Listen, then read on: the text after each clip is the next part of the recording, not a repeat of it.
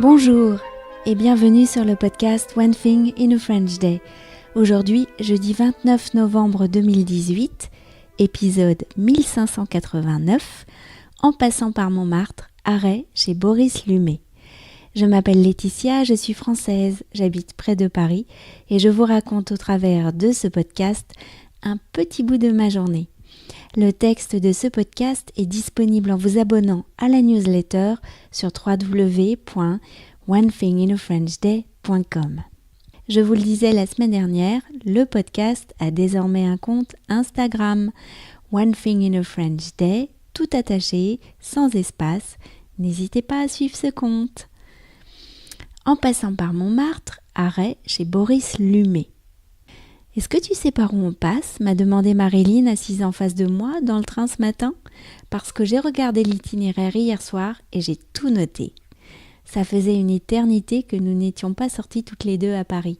J'ai souri. Oui, on passe par la rue de Rome, on monte jusqu'à Europe, rue de Saint-Pétersbourg, place de Clichy et hop, on rattrape la rue Caulaincourt.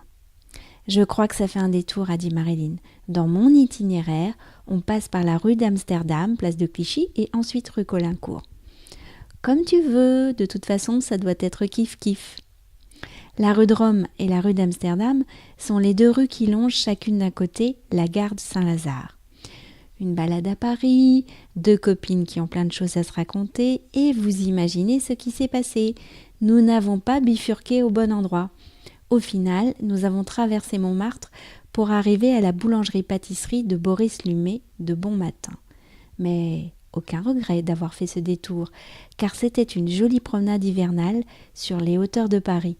Montmartre a beaucoup de charme, il faut le reconnaître. « C'est là !»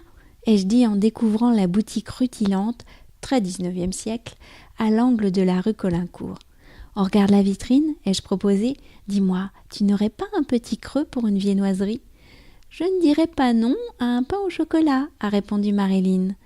Nous sommes entrés. La vendeuse était sympathique. Nous avons pu prendre le temps de choisir.